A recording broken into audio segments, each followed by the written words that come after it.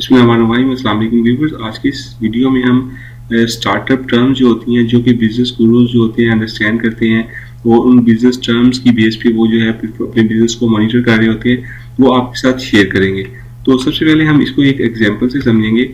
देखिए हमारे पास एक कंपनी है, उस कंपनी का नाम है अल्फा। अल्फा कंपनी जो होती है वो पेन मैन्युफैक्चर करती है। पेन को जो सेल करती है, जो सेलिंग प्राइस होती है पेन की, वो 20 रुपीज होती है। जब हम पेन को प्रोड्यूस करेंगे तो जाहिर सी बात है उस पर कोई कॉस्ट भी इन्वॉल्व होगी। कॉस्ट जो होती है, कॉस्ट दो तरह की होती है। एक कॉस्ट होती है इसको हम फिक्स कॉस्ट कहते हैं। फिक्स्ड कॉस्ट वो होती हैं जो कि लेवल ऑफ एक्टिविटी के साथ चेंज नहीं होती। जैसे देखें, ये जो पेन है ये इस कंपनी में प्रोड्यूस हो रहा है, तो इस कंपनी का जो रेंट है वो हमारी फिक्स कॉस्ट है। आप 100 यूनिट प्रोड्यूस करें इस पेन की, आप 1000 यूनिट प्रोड्यूस करें, तो जो रेंट है उस पर कोई इफेक्ट नहीं आने वाला। रेंट जो है वो 40,000 पर मंथ ही रहेगा। दूसरी कॉस्ट होती है, वो होती है हमारे पास वेरिएबल कॉस्ट।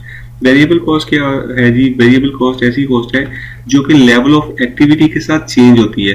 जैसे देखें, हमारे पेन में यूज होने वाला जो मटेरियल है, अगर फर्ज करें मटेरियल कॉस्ट जो है वो 12 रुपीज पर यूनिट होगी, तो जितने यूनिट हम प्रोड्यूस करेंगे उस हिसाब से जो है मटेरियल कॉस्ट हमारी बढ़ती जाएगी। ये वेरिएबल कॉस्ट है। तो सेल्स रेवेन्यू की अगर मैं बात करूं, जब हम सेलिंग प्राइस को मल्टीप्लाई करते हैं यूनिट सोल्ड के साथ, तो हमारे पास जो है सेल्स रेवेन्यू आता है। अगर मैं यहाँ पर आपको दिखाऊं, 3 मंथ का हमने यहाँ पे सेल्स रेवेन्यू कैलकुलेट किया हुआ है। हमने सेलिंग प्राइस ली है।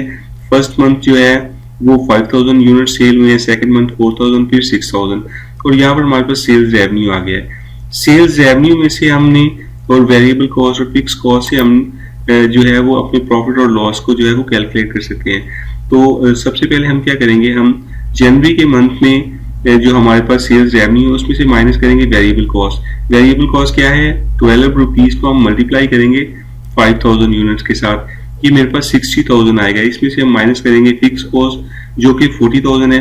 तो देखिए यहाँ पर हमारा सेल्स रेवेन्यू में से अगर हम सारी कॉस्ट माइनस करें तो रिजल्ट हमारे पास 0 आएगा। इस सिचुएशन में जो हमारा फर्स्ट मंथ है, ना तो हम कोई प्रॉफिट बना पा रहे हैं, ना ही हमारा कोई लॉस हो रहा है, तो अभी हम जो है ब्रेक इवन पॉइंट पे हैं। सेकंड मंथ की अगर मैं बात करूं, सेकंड मंथ में हमारे पास जो वैल्यू है -800 आई है। इसका मतलब है कि अभी हम लॉस में है। थर्ड मंथ की अगर हम बात करें तो थर्ड मंथ में देखें हमारे पास जो है वो सेल्स रेवेन्यू 120,000 का है, तो यहाँ पर जो है वो हम 8000 का प्रॉफिट बना पा रहे हैं। 8000 हमारा यहाँ पे प्रॉफिट है। तो ये ब्रेक इवन पॉइंट को फाइंड करना, लॉस को फाइंड करना, प्रॉफिट को फाइंड करना, ये आप महीने के एंड पे नहीं करते, बल्कि आप महीने के स्टार्ट पे जो है वो प्रेडिक्ट कर लेते हैं, फोरकास्ट कर लेते हैं, ताकि आप अपने बिजनेस की परफॉर्मेंस को मॉनिटर कर सकें और टाइमली डिसीजन कर सकें, जिससे आपका रेवेन्यू प्रॉफिट बढ़े और लॉसेस कम से कम हो।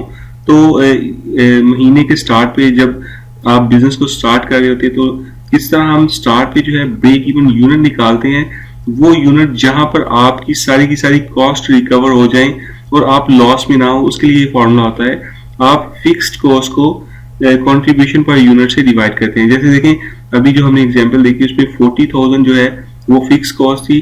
कंट्रीब्यूशन पर यूनिट की अगर मैं बात करूं तो सेलिंग प्राइस में से अगर हम वेरिएबल कॉस्ट को माइनस करें तो इसको हम कंट्रीब्यूशन पर यूनिट कहेंगे। अब देखिए मैं 40,000 को 8 से डिवाइड करता हूं तो मेरे पास 5000 यूनिट्स आएंगे। अगर कोई कंपनी 5000 यूनिट सेल कर ले तो उसका जो है वो जितनी भी कॉस्ट होंगी सारी की सारी कॉस्ट रिकवर हो जाएंगी, और उसका जो ना तो लॉस होगा कोई, ना ही प्रॉफिट होगा, वो ब्रेक इवन पॉइंट पे होगा।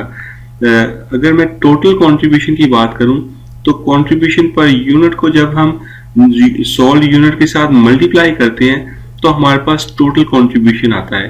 टोटल कंट्रीब्यूशन फाइंड करना इसलिए जरूरी है कि आप जो है अगर देखें टोटल कंट्रीब्यूशन हमारा फिक्स कॉस्ट से अगर कम होगा तो हमें लॉस होगा।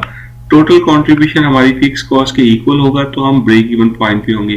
टोटल कंट्रीब्यूशन जो है वो हमारा फिक्स कॉस्ट से ज्यादा होगा तो हम प्रॉफिट में होंगे। ये कुछ फॉर्मूलाज एंड टर्म्स थी जो कि स्टार्टअप्स जो होते हैं उनको इन टर्म्स पे ग्रिप होना बहुत जरूरी है, ताकि वो अपने बिजनेस की जो परफॉर्मेंस है उसको मॉनिटर कर सकें। तो मैं उम्मीद करता हूँ ये वीडियो आपके लिए हेल्पफुल रही होगी। ऐसी मजीद वीडियो से अपडेट रहने के लिए अभी हमारे YouTube चैनल को सब्सक्राइब कर लें। Thanks for watching this video.